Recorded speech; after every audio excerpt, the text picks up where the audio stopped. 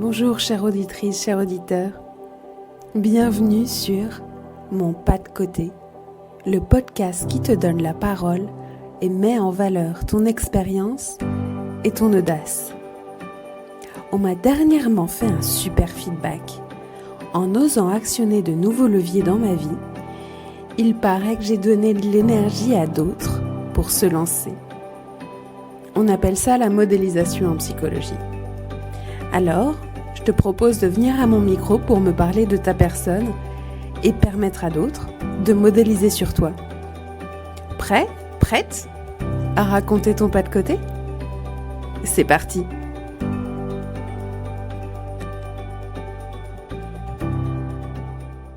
Bonjour Ophélie. Bonjour. Merci d'être là avec moi aujourd'hui pour mon pas de côté. Donc peut-être que tu pourrais commencer par te présenter. Me présenter ? Ouais, Ok, qu'est-ce que tu veux comme présentation ? la façon dont tu te présentes habituellement et dont tu aimerais te présenter à ceux qui nous écoutent dans le cadre de ce podcast sur le pas de côté. Ok. Il y avait un petit chat. Ophélie, je suis une femme de 37 ans. Je suis ce qu'on pourrait dire une artiste, dans tous les sens du terme. Et voilà, Ok. comme présentation. Merci. Et est-ce que tu pourrais me dire d'où tu viens ? D'où je viens ? Ouais, comment tu as grandi, dans quel environnement ?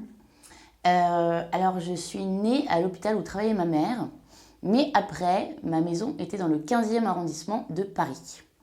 Voilà, je suis née dans une famille où j'étais élevée un peu par mes grands-parents et mes parents en même temps, parce que j'ai toujours été entourée de mes grands-parents qui habitaient au bout du couloir, qui venaient me chercher à l'école, qui me faisaient le goûter, etc. Donc, c'était un peu une famille avec deux parents, quoi.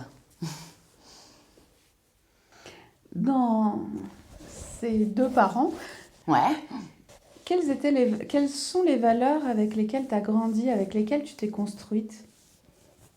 Les valeurs, je crois que... Alors, au tout début, je te parle au tout début, parce que les valeurs, elles évoluent, et puis avec ce que les gens vivent dans leur vie, les obstacles, etc., les gens changent aussi. Mais au tout début, quand j'étais vraiment toute petite, quand j'étais bébé, j'ai vécu dans un cocon plein d'amour, on peut dire. Donc avec la valeur de l'amour, ce qui est important. De la bienveillance. J'ai une maman infirmière, donc on va dire quelqu'un de très sensible, très douce, voilà. Des grands-parents gourmands, et avec la valeur. J'ai été aussi bien élevée. J'étais une petite fille très bien élevée. Ça veut dire quoi ? Très bien élevée, c'est-à-dire que jamais je remettais en cause l'autorité. Ou voilà, tu me disais de m'asseoir, je m'asseyais. Tu me disais de rester silencieuse, je restais silencieuse. J'étais quand même très gentille et très obéissante. Et aujourd'hui, ça donne quoi ? C'est tout l'inverse. Alors, le fait que ce soit devenu tout l'inverse, est-ce que tu as une idée de comment ce processus s'est installé ? Oh bah oui. Mais ça n'a rien à voir avec le tout début. Parce qu'au tout début, je crois que j'étais juste obéissante parce que j'aimais énormément les personnes et puis aussi, au début, j'avais pas l'esprit rebelle. Parce que je pense que pour être rebelle, il faut avoir quelque chose dont tu as envie de te rebeller. Si tout va bien, t'as pas envie. Donc, j'étais juste sage au début. Mais après, c'est vrai qu'on a commencé à cause d'un deuil. Donc, dans ces deux parents, il y a eu un deuil qui a un peu attristé la vie de tout le monde. C'est le deuil de qui ? De mon grand-père. Oui. Et donc là, c'était un peu, tu vois, le patron de la famille qui meurt, quoi. T'avais quel âge ? J'avais 7 ans. Ouais. Donc ça a été très difficile pour moi, mais aussi pour tout le monde, quoi. Et là, les cartes ont changé, quoi. Là, tout a changé. Là, il y a eu plusieurs pas de côté. À 7 ans. À 7 ans, ouais. Là, tout l'univers que tu as connu n'était plus. Ok. Ouais. Comme quoi, rien qu'un deuil ou quelque chose qui dure une seconde peut tout changer, quoi. Donc oui, ça a tout changé. Et c'est ce gros changement, cette grosse bousculade Ouais. qui a tout changé, quoi, et qui a fait que ma personnalité a commencé à changer. Et celle des autres aussi. Aujourd'hui, si tu pouvais parler à cette petite fille de 7 ans, qu'est-ce que tu aurais envie de lui dire? Le but est de me faire pleurer aujourd'hui. En plus, je crois que j'avais déjà fait cet exercice, mais pas pile à ce moment-là, quoi.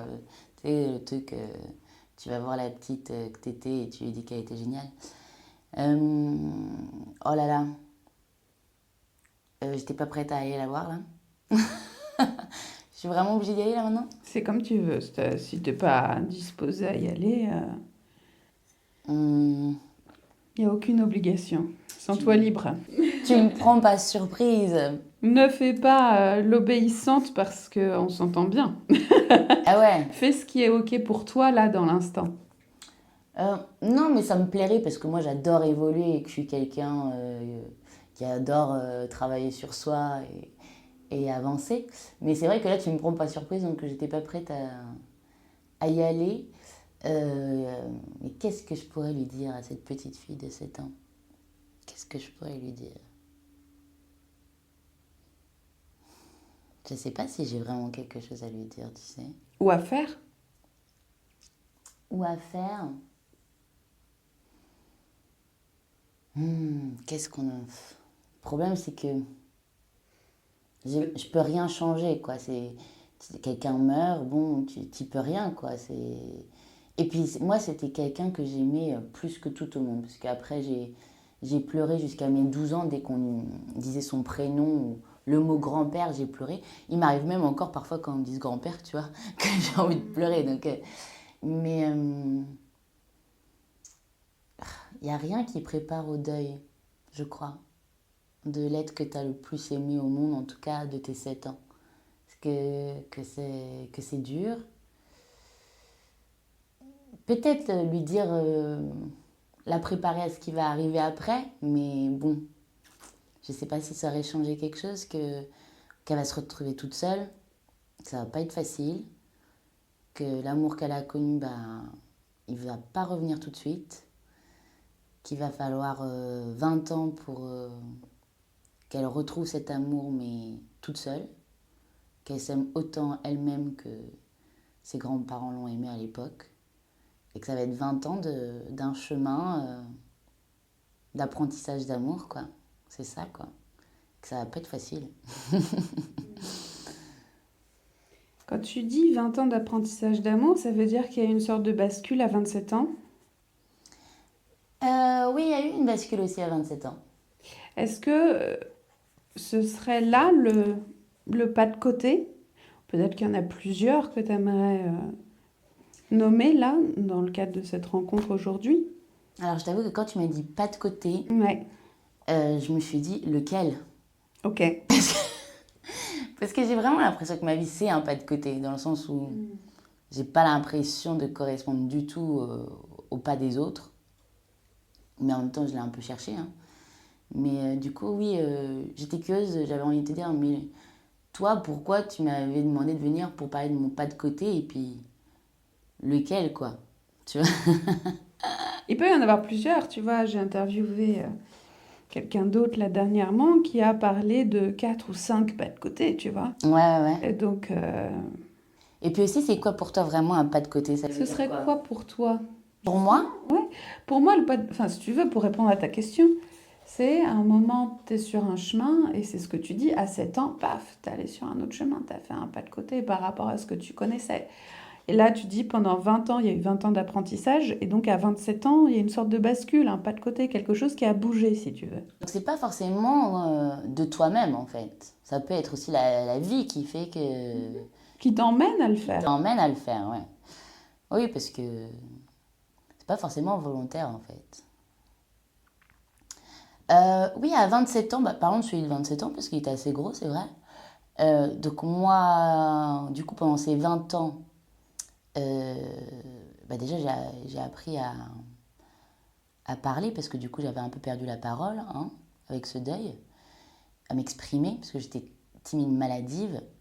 Du coup, pour m'exprimer, on m'avait mis un peu dans tous les arts. On s'est dit, voilà, on va tout essayer, quoi. Le chant, le dessin, le théâtre, la danse, on va lui mettre dans tous les arts. Peut-être qu'à un moment donné, elle va réussir à s'exprimer. Et j'ai eu le déclic avec l'écriture. J'aimais bien l'écriture. Du coup, j'écrivais un journal intime, mais je l'écrivais en poème. Évidemment, hein, parce qu'on ne va pas écrire des journaux intimes comme tout le monde. Donc chez moi, je l'écrivais en métaphore et en poème.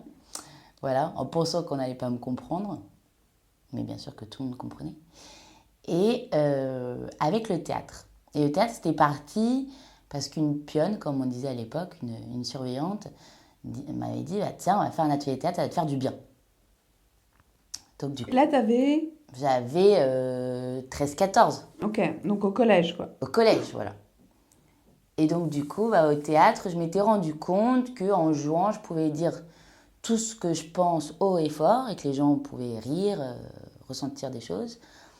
Alors qu'en vrai, je n'osais pas du tout dire les choses. Donc, j'ai aimé ce métier tout de suite, quoi. Parce que je trouvais ça génial de pouvoir s'exprimer, vu que je ne le faisais pas dans ma vie. Donc, pendant 20 ans, je me suis exprimée à travers mon métier d'actrice. C'était libérateur. Je pensais, pendant 20 ans, que c'était libérateur. Et à 27 ans, ça ne l'était pas, parce qu'en fait, du coup, je m'exprimais, mais qu'à travers des rôles. Donc, quand tu me disais action, par exemple, toutes les larmes que j'avais mis de côté dans la vie, je les mettais à l'écran. On va dire, toutes mes vraies émotions, je les mettais au service de l'art. Mais dans la vie, j'étais juste une facette.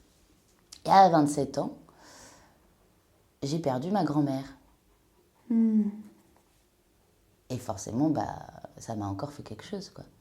Et j'avais aussi été quittée par un homme que j'aimais énormément. Que je pensais même à l'époque, un amour, tu sais, comme j'avais connu quand j'étais petite, quoi. Et donc, ces deux choses-là ont fait que quelque chose en moi, émotionnellement, a explosé. Et pendant 1 an, ça a été très, très dur, même. Tu saurais dire ce que c'était, cette chose en toi qui a explosé? Mais je pense que justement, j'avais envie d'être moi, quoi, tout simplement. Je pense que j'avais jamais été moi. Donc c'est cette façade? C'est cette façade qui a explosé, ouais. Cette façade, ces émotions qui sont contenues. Le fait aussi de ne pas se soucier de moi, parce que je suis née en me souciant des autres, par ce deuil, en disant, oh là là, faut que mon père soit pas triste, faut que ma mère soit pas triste, faut que ma soeur soit pas triste. Mais je me suis pas dit, oh là là, faut pas que tu sois triste, toi. Et donc, du coup, je m'étais un peu construite comme ça en me disant... Parce que, excuse-moi, je te coupe, si toi t'étais triste, c'était quoi le risque? Je sais pas, mais je m'étais pas posé la question. Mais je te le demande là, à ton avis? Ah, si j'avais été triste, ça aurait été bien, ça aurait été peut-être libérateur, peut-être que je me serais exprimée plus tôt, peut-être que... Qu'est-ce qui t'en empêchait à ce moment-là, à ton avis? Si tu te disais, il faut pas que je sois triste. Je pense qu'à l'époque, j'étais persuadée que si les gens autour de moi étaient heureux, je serais heureuse. D'accord. Et aujourd'hui, t'en penses quoi de ça? Que j'ai beaucoup travaillé pour les autres et qui sont très heureux et que maintenant, il était temps de m'occuper de moi. Mais c'est vrai que j'aurais bien aimé le savoir plus tôt.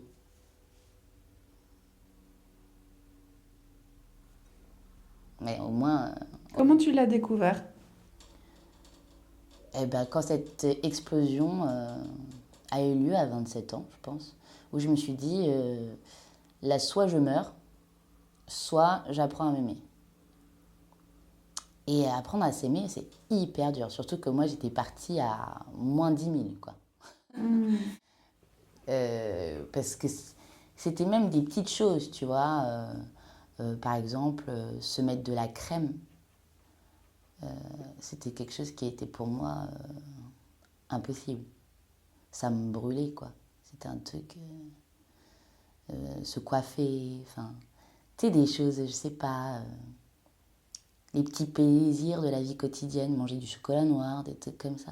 ça me venait pas à l'esprit du tout, quoi. Même boire de l'eau. Enfin, pour moi, tout ça, ça me demandait un effort. Donc, ouais, je suis partie comme une handicapée, on pourrait dire. J'ai dû apprendre à m'aimer de la base, quoi. Donc c'est ça ton pas de côté, en plus d'aimer les autres, apprendre à t'aimer toi. Ouais, je pense. Et donc depuis 10 ans, Bah, depuis 10 ans, j'ai appris à m'aimer. comment t'as fait? Et puis, je pense que de toute façon, je vais encore continuer à apprendre à m'aimer. Hein, ça ira jusqu'au bout parce que je vais vieillir, etc. Donc, il faut que j'accepte plein de choses.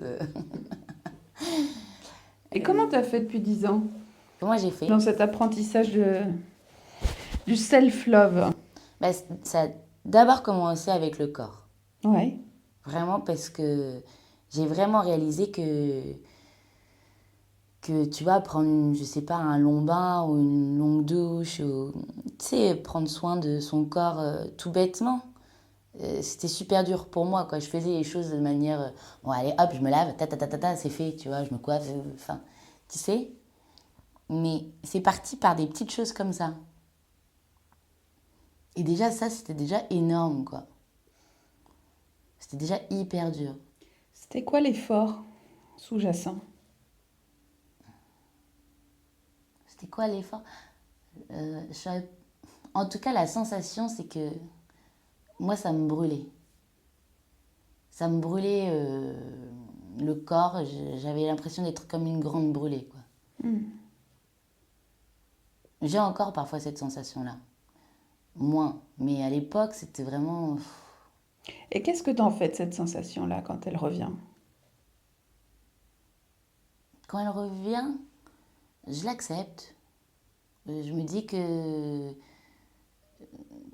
je suis très sensible et que du coup... Enfin, maintenant, je le sais en plus, que j'ai une sensibilité très, très exacerbée.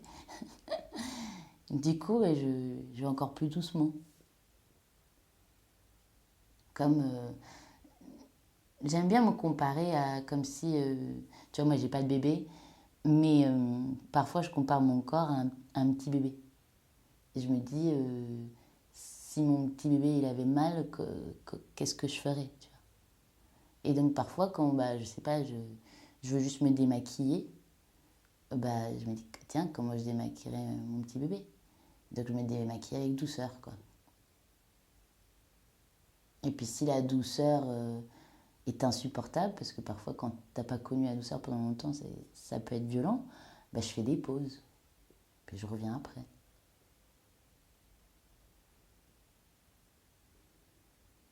Quoi d'autre, par exemple?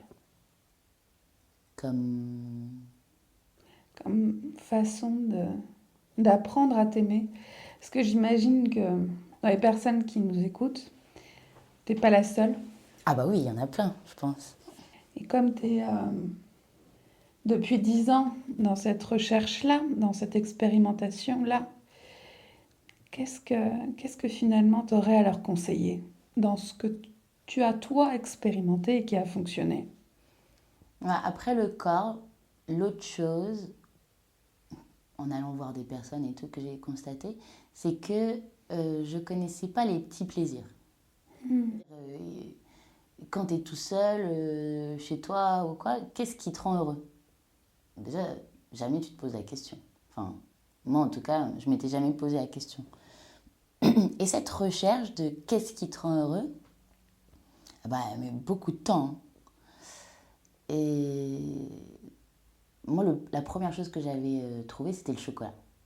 Parce qu'avec ma grand-mère, je mangeais du chocolat. Et donc, dans mes souvenirs, c'était quelque chose qui me rendait heureuse. Et, et du coup, bah, j'ai commencé à vraiment explorer le chocolat, tu vois. J'ai fait un atelier chocolat. Je suis allée en Guadeloupe, je suis allée voir comment fabriquer le chocolat. J'ai goûté le chocolat noir et d'où ça provenait et comment on le faisait. Et maintenant, Et c'est comment d'ailleurs? de... Je suis jamais allée. C'est vrai? Ça non? Bah, t'as le cacao, en fait, qui est comme une grosse plante, comme ça, ovale. Et en fait, à l'intérieur, t'as des graines que tu fais sécher, et puis après que tu écrases pour avoir la poudre de cacao. Puis après, tu as une température exacte pour pouvoir faire du chocolat. C'est hyper précis, quoi. Et voilà, et selon d'où il vient, de quelle terre, à côté de quoi il pousse, comment tu le moulines, comment tu le chauffes, bah, ça va faire des chocolats différents. Et le vrai chocolat blanc, je ne savais pas, tu vois, mais le vrai, il y en a peu, mais en fait, c'est autour de la fève, tu as une espèce de membrane, et en fait, tu peux en faire un peu du lait de cacao que tu peux boire, qui est hyper sucré. Et en fait, le chocolat blanc, bah, tu le fais avec ça. Ok, je savais pas du tout. Et ils peuvent, quand tu as du très bon chocolat blanc, tu peux prendre du bon lait de vache en Suisse, par exemple, tu vois, et tu rajoutes pas de sucre. Mais en fait, ça n'a pas du tout le même goût que le chocolat blanc que tu peux... Oui, le Galac. Le Galac, en fait, je crois qu'il n'y a peut-être même pas de chocolat dedans. Ça va être du sucre et du lait, quoi. Donc le chocolat fait partie Ouais, de top ces one. petits plaisirs. Hein. Voilà, et après, bah, tu te fais une liste de toutes les choses qui te font plaisir quand tu es seul, tu vois.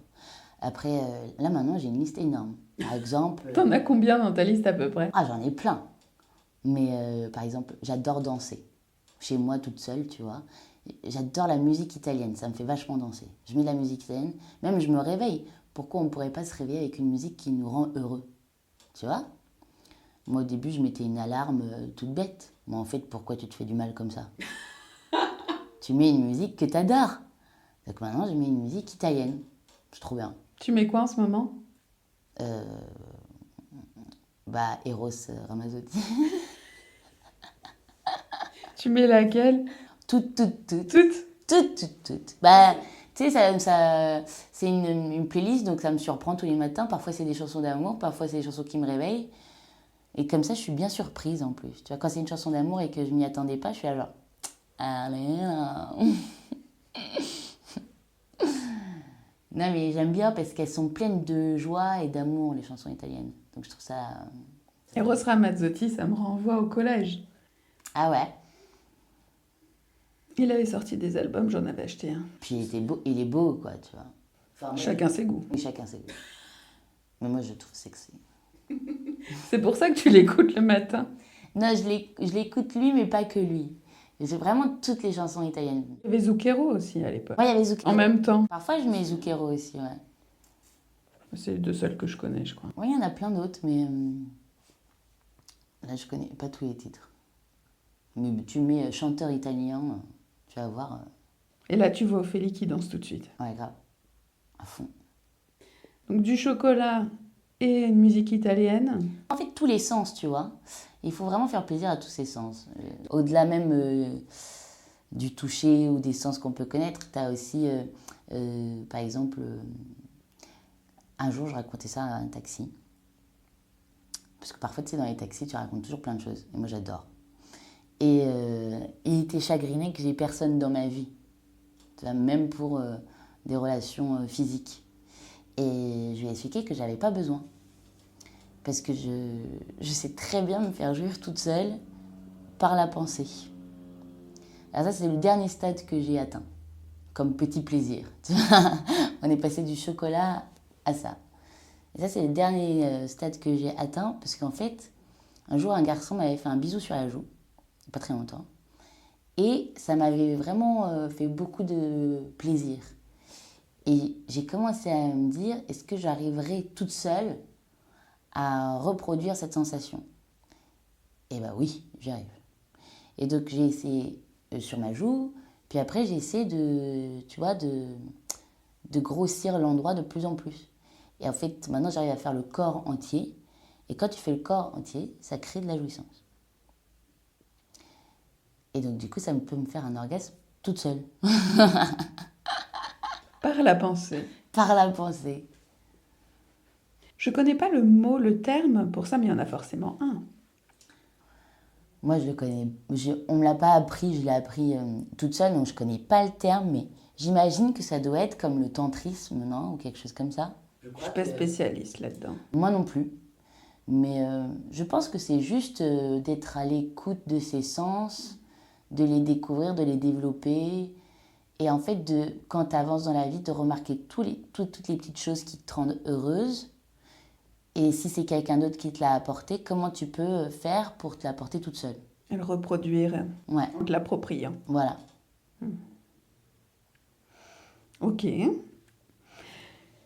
Donc là, tu viens de nous apprendre à jouir par la pensée. Merci Ophélie. Je vous en prie. Ça met du temps, mais quand on y arrive... T'as mis combien de temps? Bah après, moi, pendant ces 10 ans-là, je me suis quand même habituée à m'écouter énormément. Donc, Ouais. je pense que ça va peut-être plus vite que quelqu'un qui s'est jamais écouté. Et en t'écoutant, t'as appris quoi sur toi? Qu'il fallait pas se juger. Ouais. Parce que tu sais, par exemple, tu vois, là, tu as des dessins d'enfants.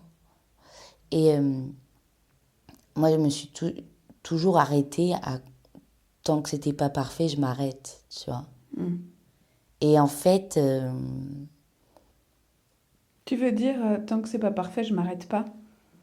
je m'arrête pas où je m'arrête. C'est-à-dire, par exemple, tu vas dessiner. Ou si j'arrive pas à la perfection, je m'arrête. Ouais, c'est ça. Ouais, ok.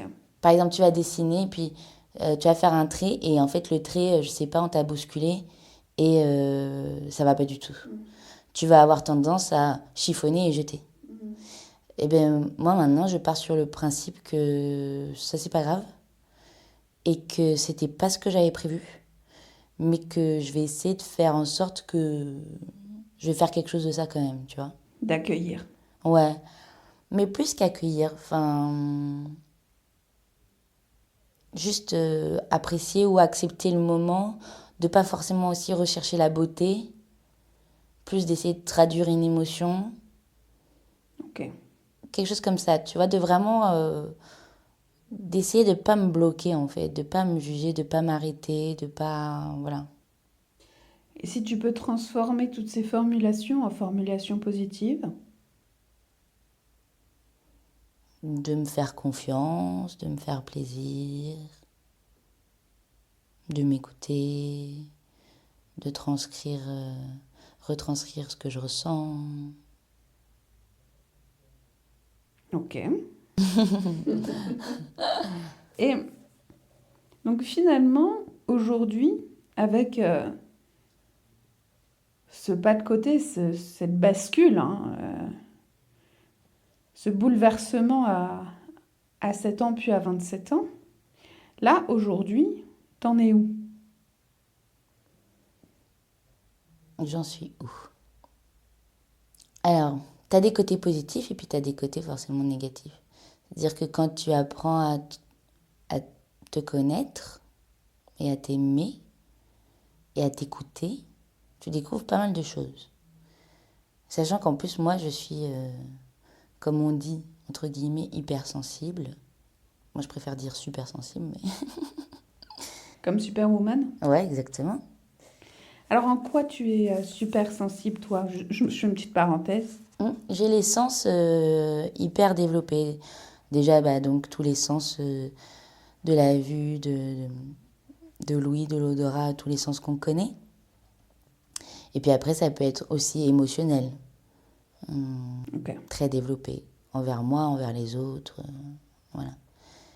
Et, et en fait, quand j'ai compris ça, j'ai compris aussi comment communiquer avec les autres. Parce que tu sais, parfois, il y avait des choses qui m'énervaient énormément, ou je me sentais pas à l'aise dans un endroit, et maintenant, je sais pourquoi. Et donc, c'est pas forcément simple parce que, par exemple, je vais me balader quelque part, il va y avoir énormément de bruit et ça va être très perturbant pour moi. Il va falloir que j'aille m'isoler très vite ou que je m'enferme dans ma bulle juste un moment parce que ça me stresse trop, ça me crée des angoisses. Et donc, quand tu es au courant de ça, c'est bien parce que du coup, tu le sais, tu vois, tu te dis OK. Et puis aussi, en plus, tu vas apprendre à le gérer. Mais après, forcément, c'est pas simple, quoi. C'est pas simple parce qu'il y a de moins en moins de gens sensibles. et, et du coup, les gens, ils comprennent pas forcément. Mais voilà, je vais voir tous les petits détails, tous les petits bruits. Je vais tout entendre, tout voir comme une chauve-souris. Et, et du coup, parfois, c'est difficile. Et quand tu me parles, je vais entendre en même temps la discussion à droite, à gauche, le bruit derrière. Et parfois... T'as du mal à te concentrer, quoi. Ouais, mais je peux, mais c'est juste que ça me demande un effort. Et de l'énergie. Et de l'énergie. Et il y a des gens qui ne comprennent pas, forcément, parce qu'ils ne te connaissent pas, tu vois. Donc voilà, c'est mettre en place ces choses-là, comment mettre en place pour que moi je le vive bien et que l'autre me comprenne aussi. Ok. Donc là, t'en es là en ce moment. J'en suis là en ce moment. Avec tous ces éléments-là, je me dis que la petite de 7 ans, ça pourrait lui faire du bien d'entendre ça.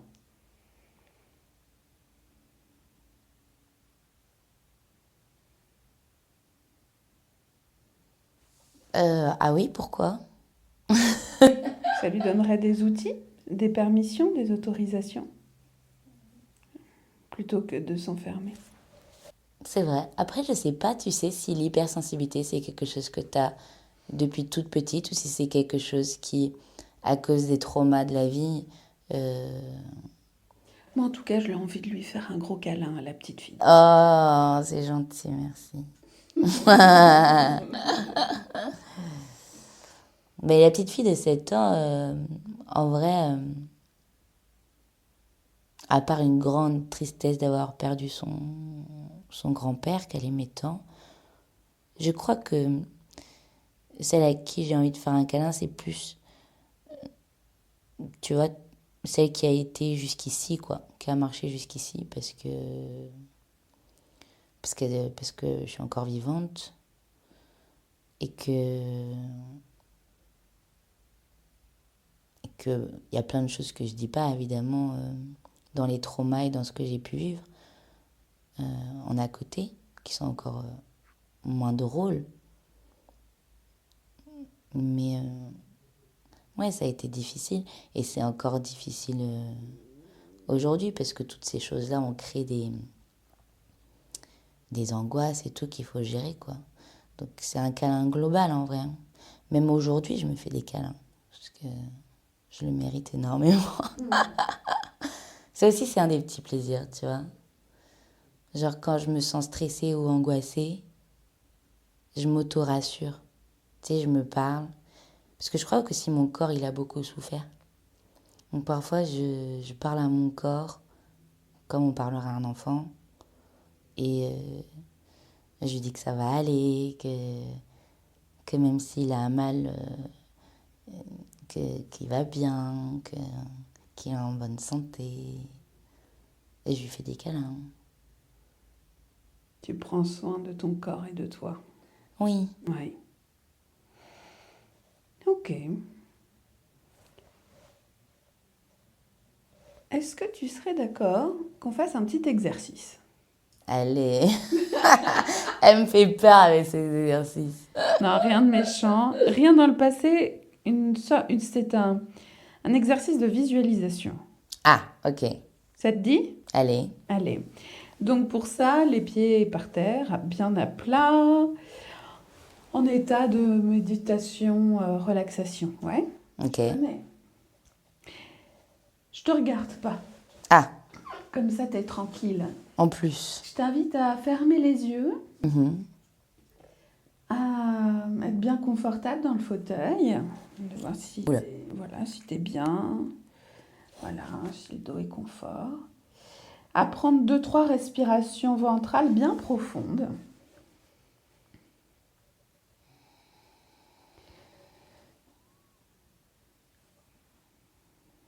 À laisser passer les bruits ambiants s'il y en a, ça fait partie de la vie extérieure et c'est ok. Et puis lorsque tu as bien installé la détente, je vais t'inviter à te projeter, comme avec une baguette magique, dans un futur idéal où tout est possible, il y a zéro contrainte. Nous sommes en 2030, dans 5 ans. Je sais pas du tout où aller. Et là où tu veux, comme tu veux, un idéal, zéro contrainte, tout ce que tu veux, t'es où? Il y a quoi autour de toi? Bah, vu qu'il n'y a aucun contrainte, ce que j'aime bien, moi, c'est les champs de coquelicots. Ok, Donc, je dirais un champ de coquelicots et de blé, quoi. ok. Donc tu es au milieu d'un champ de coquelicots et de blé, c'est ça? Oui, Ok. Est-ce que tu entends des bruits? oui. Il y a quoi comme bruit dans ce champ? Il y a des gens. euh, alors, je ne les visualise pas encore, mais je suppose plein de gens que j'aime. Ouais. Qu'est-ce qu'ils font? Ils sont dans une grande tablée. Hmm. Tu vois, on fait comme un grand pique-nique, quoi. Il est quelle heure à peu près? Je dirais que c'est l'heure du déjeuner. D'accord. Et la température? Est idéal. Alors c'est quoi ta température idéale à toi? Je dirais que c'est l'été, C'est l'été. mais il y a un petit vent qui rafraîchit. Hmm. Peut-être qu'il fait 24, quelque chose comme ça, 24, 25.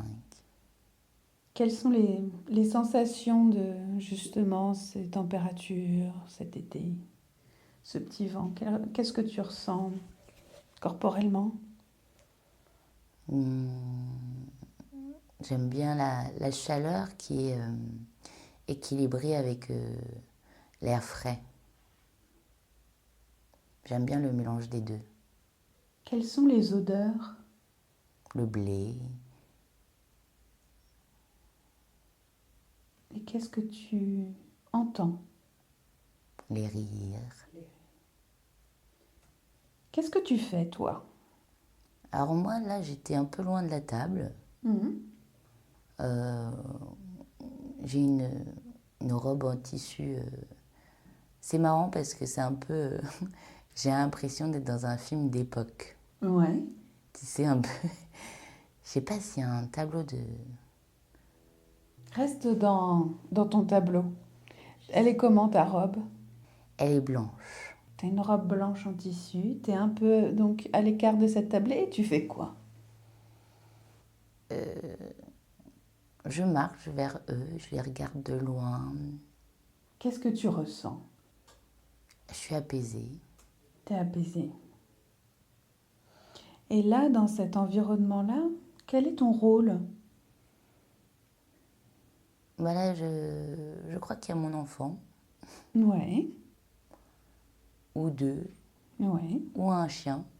Je- Mais en tout cas, il s'amuse dans le champ. Mhm. Et ton rôle à toi? J'en ai pas. T'as pas de rôle. Et c'est comment de pas avoir de rôle là? Oh, bah là, c'est bien. C'est bien. Et quelle serait ta mission? Ma mission, Ouais. Ce pourquoi t'es là, pour aimer. pour aimer. Et dans la vie, ce serait quoi ta mission? Dans la vie, Ouais, c'est-à-dire si je sors du champ, ouais. De façon plus globale, quelle serait ta mission de vie? je crois aimer aussi, hein. Aimer, c'est aimer. Oui, Et qu'est-ce que tu ressens dans cette mission-là?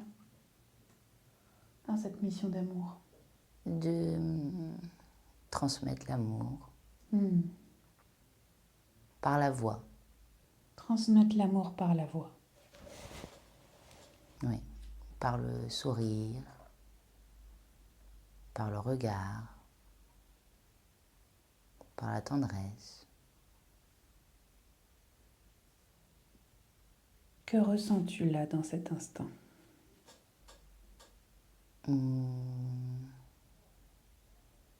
Je suis apaisée. Alors reste dans cet apaisement quelques instants. Profite de ça à l'intérieur de toi.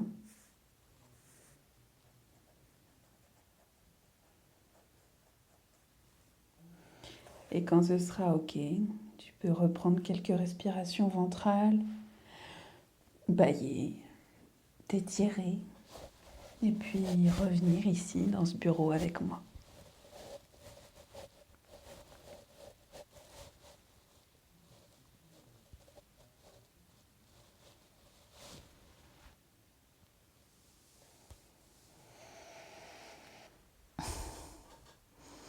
Non, ça va, je me sens pas de m'étirer. Ok. Je crois que ça va. Comment tu te sens après cet exercice de visualisation? Tu sais, comme après un massage. Ok. J'ai ma tête plus lourde que tout à l'heure. Qu'est-ce que tu aimerais mettre en place pour arriver à ça? Oh, bah, ce que j'ai déjà prévu.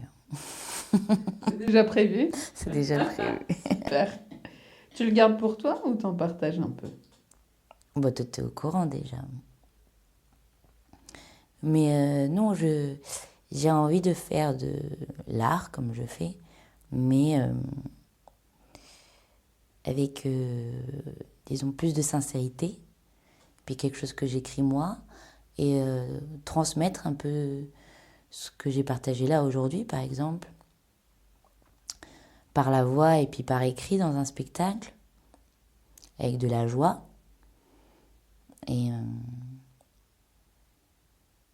voilà, donc faire des créations avec ce vécu-là. Top. On va arriver bientôt à la fin de notre échange. Tu repars avec quoi en 3 mots?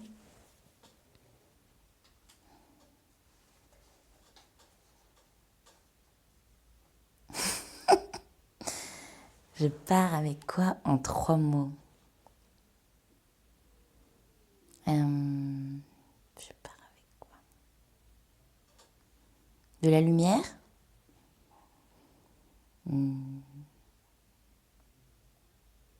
Des belles images. Et une petite fille heureuse. Ça fait pas 3 mots. C'est 3 groupes de mots.